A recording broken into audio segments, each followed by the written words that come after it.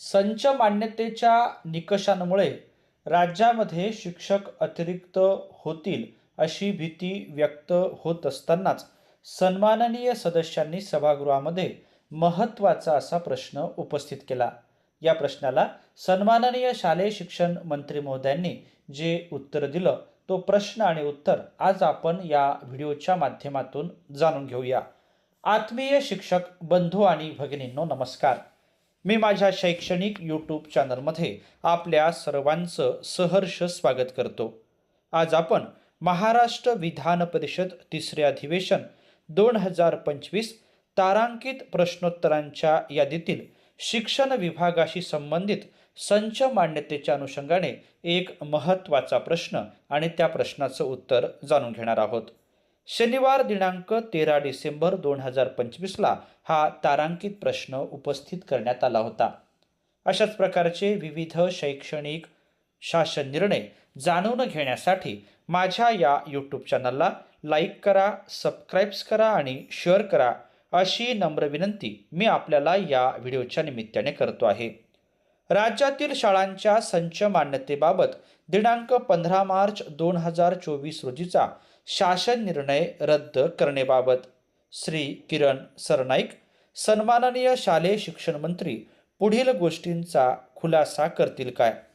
राज्यातील इयत्ता 6वी ते इयत्ता 8वी व इयत्ता 9वी ते इयत्ता 10वी या स्तरावरील तुकडीमध्ये अनुक्रमे 35 व 40 पैकी एकही विद्यार्थी कमी झाल्यास त्या स्तरावरील सर्व शिक्षक अतिरिक्त ठरत असल्याचे माहे ऑक्टोबर 2025 मध्ये वा त्या दरम्यान निदर्शनास आले आहे. हे खरे आहे काय?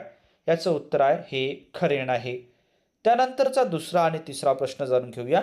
असल्यास काही विद्यार्थ्यांअभावी त्या इयत्ता स्तरावरील सर्व शिक्षक अतिरिक्त होतात, परिणामी उर्वरित विद्यार्थ्यांचे शैक्षणिक नुकसान होत आहे, हेही खरे आहे काय?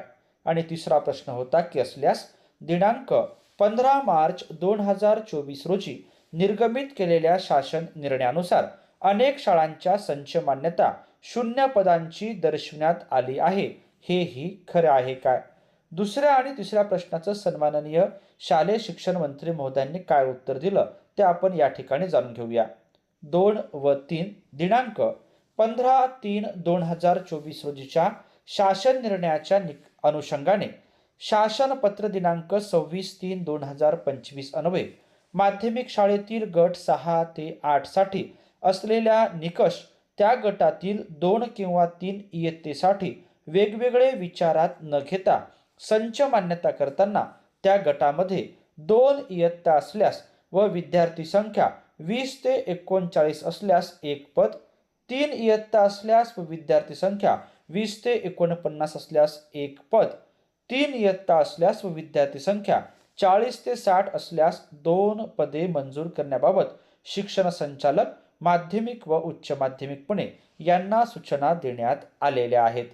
त्यानंतरचा चौथा प्रश्न की असल्यास सदर शासन निर्णय रद्द करण्याबाबत शासनाने कोणती कार्यवाही केली वा करण्यात येत आहे? या संदर्भातील उत्तर आहे संच मान्यतेबाबतच्या शासन निर्णय दिनांक 15/3/2024 विरुद्ध माननीय उच्च न्यायालय मुंबई येथे रीट याचिका क्रमांक 5456/2025 सह इतर याचिका दाखल झाल्या होत्या.